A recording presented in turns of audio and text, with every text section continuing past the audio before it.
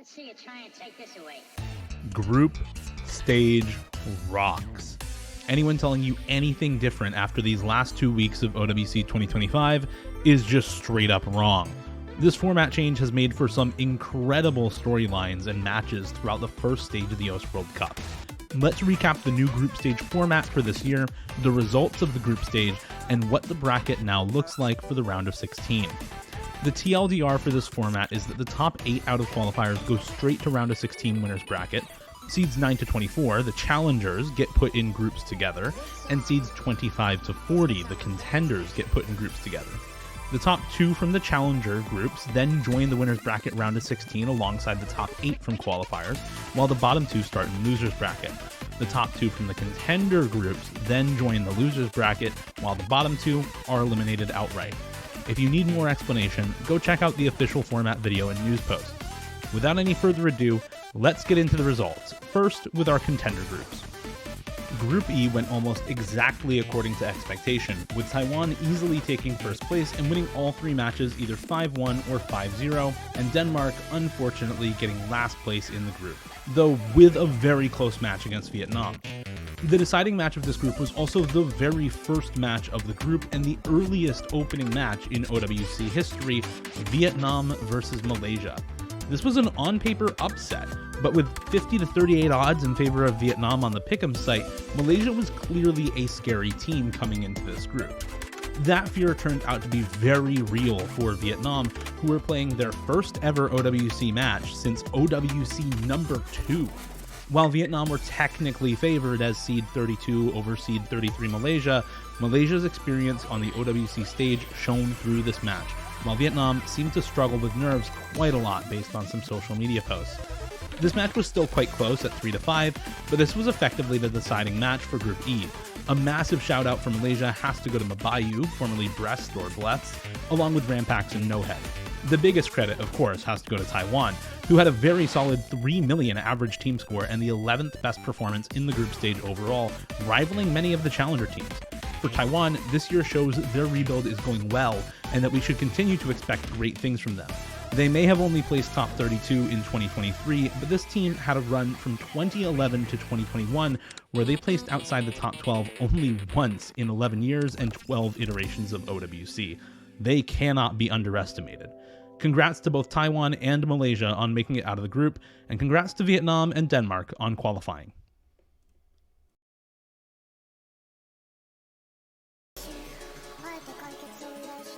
Group F went mostly to expectation, with Turkey and Argentina making it out of the group, Turkey 3-0 and Argentina 2-1. Turkey looked to continue the solid run they had last year, placing top 16 in 2024 with this flawless group stage, and Argentina looked to continue their run of successful qualifications along with some former glory, having won their first match since 2020 this year. This, however, is not the full story. Belgium, the last seed in the group, actually won in tiebreaker 5-4 against Uruguay, the 3rd seed. This year marks both Belgium's first appearance in OWC since 2018 and their first match win in OWC history, thanks in massive part to Hexy clutching out multiple wins on mechanics maps during the match and top scoring the tiebreaker for Belgium, alongside both Mornis and Hanori outscoring anyone on Uruguay, and 5 Joshi enabling some wins on the gimmicky maps during the match. Uruguay, though, would not go down without a fight. After losing that tiebreaker match to Belgium, they fought a back-and-forth match with Argentina, starting out down 3-0 before bringing it back to 3-3 and then trading points to go to tiebreaker once again.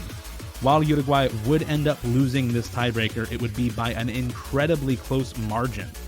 Let it be known that Uruguay were 2 maps away from being 2-1 in this group, less than 20,000 points away from forcing a 3-way tie for second between themselves, Belgium, and Argentina, all while having never won an OWC match before.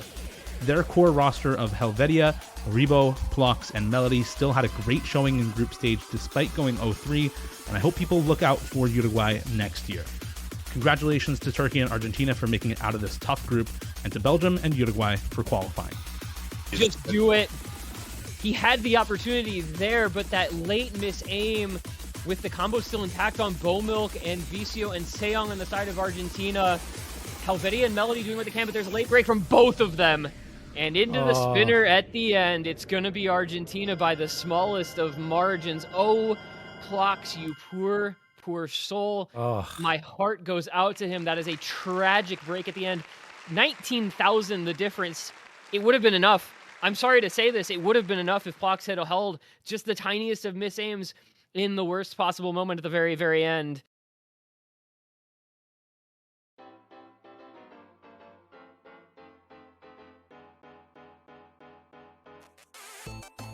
Group G was faced with the unfortunate reality of war, as Ukraine faced rolling power outages and was unable to play their matches with their full roster, despite some last-minute reschedules. This left Kazakhstan as the default best team in the group, and indeed they did go 3-0 and look good doing it, earning their first, alongside their second and third, ever wins in the OWC World Cup. Kazakhstan had about the same performance as Taiwan, though Portugal gave them a run for their money with a 5-3 loss. This meant that both Portugal and Peru now had a chance to go from expected bottom seeds to making it out of the group, but their deciding match was so early on that no one expected it to be the deciding match for the group. Portugal versus Peru was played in the first week of groups and was the first ever OWC win for Peru, 5-3 over Portugal. This match also had some type of commentary. Peru would also, of course, go on to beat Ukraine as the last match of the week, and thus got out of the group over Portugal 2-1. This stellar performance is, to no surprise, primarily due to Arnold. He was the single best player in the group stage, playing all 21 maps for Peru and averaging 856,000 score after removing mod multipliers, a star performance. He wasn't alone though. Sape also had a great group stage, playing all 21 maps alongside Arnold, with Pra and Migis rounding out their core roster. These two wins also marked Peru's first ever and second wins in the OWC World Cup, another feat only made possible by the return of group stage. A big congratulations as well to Portugal for finding their first win since before OWC was actually run by the OWC team, and props to Rafama and WhatsApp on being the carry players to make it happen versus Ukraine. Good luck to both Kazakhstan and Peru in the round of 16.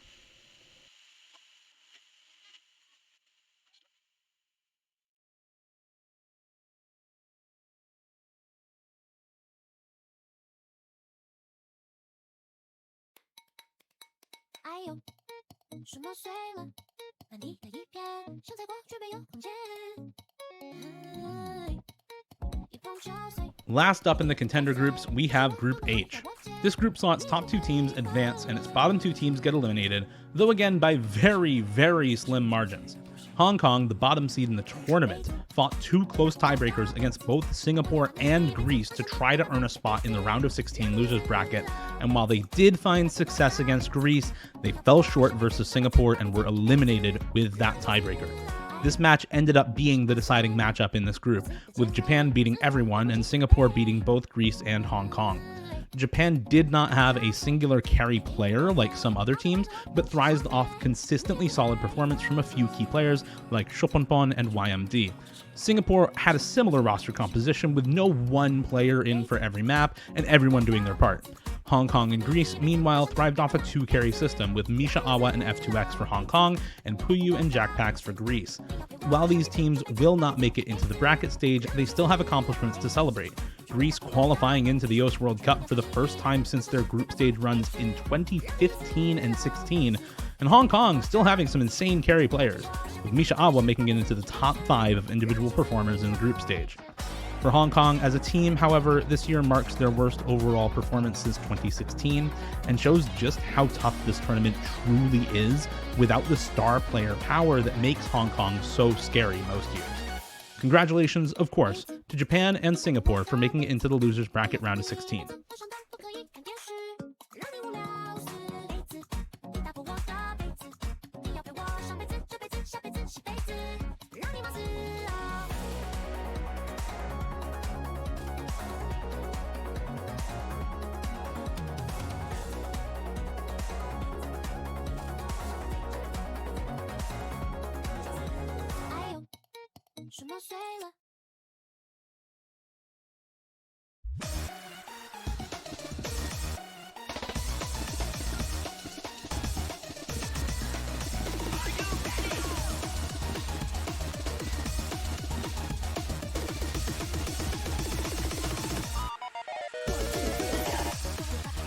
Now for the challenger groups.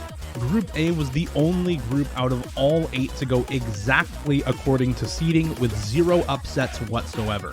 China and Norway were the number 1 and number 2 performing teams across the entire group stage, both with average team scores above 3.2 million. To break that down a bit, this means that a typical map for either of these teams saw 4 people all getting 800,000 points on the map, which is absurd levels of consistency for either of these teams. They look by far the scariest going into the round of 16, and Thailand and Austria seem like no slouches either. They both had solid performances, averaging 2.9 million team score, or around 725k per person on each map, giving them a good base level of consistent high scores going into the round of 16 losers bracket. China's key players are similar again this year, with Crystal and Nololos still going strong, though Z-Numbers and Ladofox have picked up some steam throughout the year of community tournaments, and both look better than last year so far. Norway's high average score is due in no small part to Neneric playing every map, and Paper Candle playing 12 of 17 maps, with both averaging well above 800k each. Their solid support means they can definitely threaten good teams in the round of 16, though Norway is a team that has yet to capitalize on this roster strength in the modern era, partially due to tough brackets in recent years. We'll see if this year they can prove to be different. Austria points to Fedora, Goose, and Z10A as their best performers, while Thailand continues to lean on Lesperi and Kadama. Austria, in the losers bracket, looks to make it back to top 24 for the first time since 2019, while Thailand looks to continue their 3-year streak of top 24 performances. Good luck to China and Norway in the round of 16, and good luck to Austria and Thailand in the losers bracket.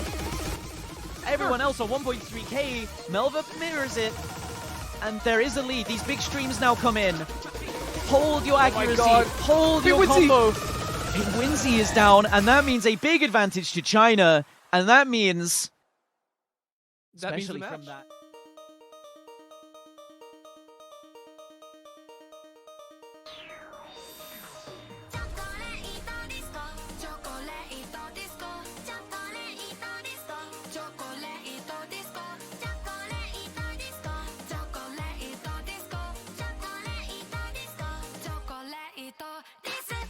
Now things get really interesting.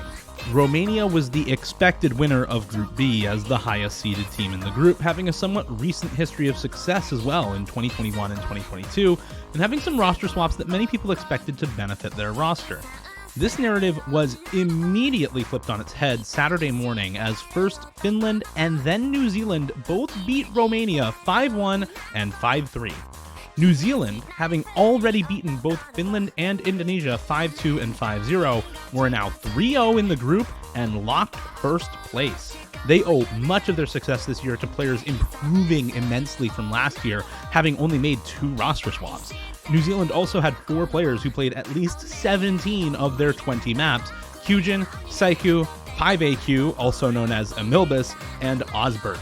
This marks New Zealand improving their expected placement to top 12 from 44th in qualifiers last year, and in a group where only 50% of people even predicted them to be top 2, a major upset achievement.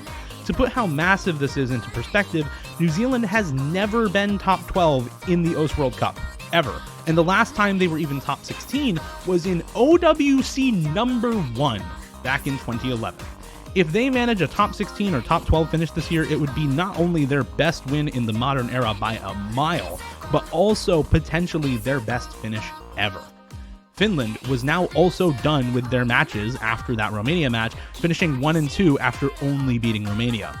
Romania, meanwhile, had yet to face off against the 1-1 Indonesia. The results of this match mattered not just in terms of winner and loser, but also in terms of scoreline. Romania needed to both win and win at least 5-1 in order to tie Finland's point differential and qualify out of this group as the second seed. If they won, but Indonesia got 2 or more points, then Finland would be the second seed, and if Indonesia won, then they would go 2-1 and be second seed, and Romania would go 0-3 as the 4th seed. In this case, Romania pulled out the 5-1 victory after a very shaky start to the group to go 1-2, tie Finland's point differential, and claim the second spot in the winners bracket round of 16. Finland and Indonesia dropped the losers bracket, with Finland claiming the slightly higher seed by point differential. Romania owe their success to their core four of Badu, Eternum, Origin, and Kahest, all playing 15 or more maps, while Finland and Indonesia had everyone playing lots of maps for a more full team approach. Romania now looks to repeat their history of success with a winner's bracket run alongside New Zealand. Finland, meanwhile, hopes to break their top 24 curse and finally break into the top 16 for the first time since 2016, while Indonesia look to return to the top 16 for the 5th time in 7 years. Congratulations to New Zealand and Romania on making the winner's bracket, and good luck to Finland and Indonesia in the loser's bracket.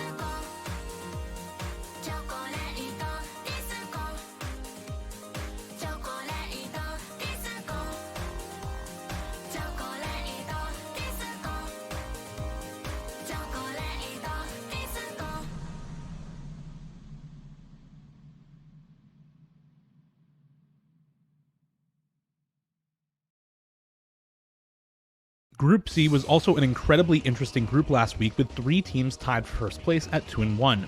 This group only had one upset match despite this, Spain versus Chile, where Spain took their first OWC win since 2016 against Chile in tiebreaker. They were massive underdogs coming into this group, with only 19% of people picking them to make the top 2, and they still managed to take a win off the highest seeded team in the group. At the end of week 1, only one match remained, while all 5 others had been played. Chile was 2-1, Spain 2-0, France 1-1, and Italy 0-3. The remaining match, France versus Spain, would decide the group outcome for these 3 teams at the top, with important scorelines being 5-3 for France, 5-4 for France, and any win for Spain. If France won 5-3 or better, they would be out of the group in second place, knocking Spain down to the loser's bracket, and that's exactly what happened. France were able to take wins on some early picks from Spain, including a low roll on Nomad 2 from Spain, earning them some early breakpoints and a 5-2 win in the match. This meant that the 3-way tie for first would be broken entirely by point differential, with Chile in first, France second, and Spain third. Italy, despite going 0-3 in match score and not even taking a single point against any team in their group, still had a decent showing, with a higher average score than most teams coming from the contender groups.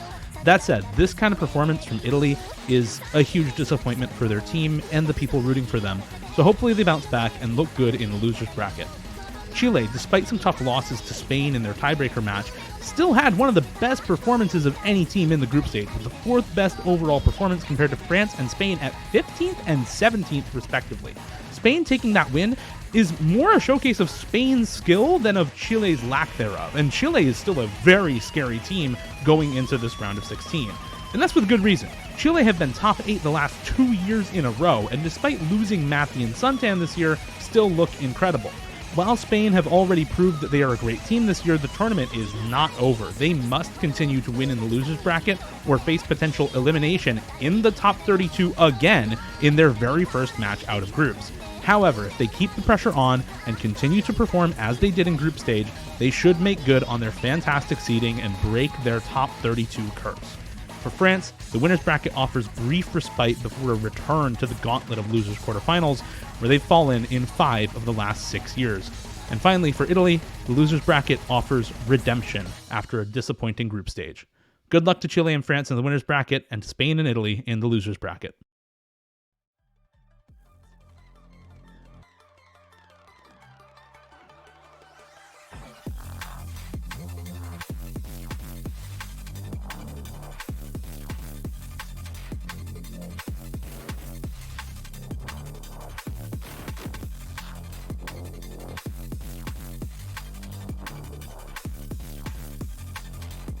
Last up, we have Group D, with Brazil, the Philippines, Sweden, and the Netherlands. After week 1, this group looked pretty boring. Every match had gone according to seeding, with Brazil beating Sweden and the Netherlands 5-2, and the Philippines beating the Netherlands 5-1. Then, week 2 started, and all hell broke loose. The Philippines upset Brazil 5-3, Sweden upset the Philippines 5-3, and the Netherlands upset Sweden 5-3. Most people expected this group to be pretty close between the top 3 teams, but very few expected the Netherlands to be able to take a match in this group. Week 2 of Group D being Upset City contributed to this second week being a pleasure to watch, and reinforces that group stage made from teams all close to each other in roster strength will always give close matches and interesting group results. after the dust settled, Brazil came away the victors, with the Philippines in second, Sweden in third, and the Netherlands in fourth. Somehow, the actual group results are in perfect seed-by-seed order, despite half the matches in the group being upsets. To further illustrate just how close this group was, not only were Brazil and the Philippines tied in map wins, map losses, and point differential, Brazil, the Philippines, and Sweden were all in the top 6 of the teams in group stage overall this weekend. All 4 of these teams are threats going into the bracket stage, so other teams have to be wary of them. Brazil looks to return to the form of days past, like their top 8 runs from 2018 to 2020. The Philippines look to prove the doubters wrong and continue their run of solid placements in the top 12 or higher from the last 2 years. Sweden look to play dark horse once again, like in 2023, and the Netherlands hope to prove their top 24 seeding was not a fluke and make it back to the top 24 for the first time since 2021. Congratulations to Brazil and the Philippines on making it to winner's bracket, and good luck to Sweden and the Netherlands in the loser's bracket. Less than a quarter of the map remaining. You're done. There is no comeback from this position. So the Philippines 4-0 after this No Mod 4, regardless of those misses. Brazil really needed Philippines to miss on this kind of really difficult Ki that comes after that slow section about 2/3 of the way through this one. They held strong all the way through. We do see some misses from Perhap and Icarus in the late stage of this pick, but Zanny and Nathan Ram coming in with the full. Speaking of bracket stage, let's take a look at some of the matches in the round of 16, starting with the losers bracket. Just from looking at the stats from group stage and qualifiers, this losers bracket looks tight. Netherlands versus Taiwan, Thailand versus Japan, Italy versus Turkey, Spain versus Argentina, and Indonesia versus Kazakhstan all look really close on paper, given the scores from all these teams in both previous rounds. And looking at how Peru, Malaysia, and Singapore all put up good fights against the top seeds in their groups, you can't count them out of these matches either. If you're looking for seeding upsets this week, definitely look to the losers bracket with how close so many of these matches look based off the scores so far. The winner's bracket gives us much less information to go off, but the consensus top 8 from before the start of the tournament finally joined the action. While there are some dark horses looking to upset in this winner's bracket round, they have a very tall hurdle to jump in these top 8 teams who truly set themselves apart from the rest in qualifiers. We'll have to see just how impactful the extra playtime is for the teams coming from the group stage, and whether that added team synergy from these 3 previous matches and the added roster knowledge can make the difference in an upset. Thanks for watching once again, and remember to tune in to twitch.tv/oslive for the round of 16 this weekend, as well as to twitch.tv/Corsaice for the round of 16 and losers bracket round 1 matchup predictions on Friday. As always, I continue to do longer form analysis on my own Twitch stream, talking about the OWC World Cup, and especially doing pick'ems on Mondays each week after a round of the OWC World Cup. Thanks again for watching, and see you next time.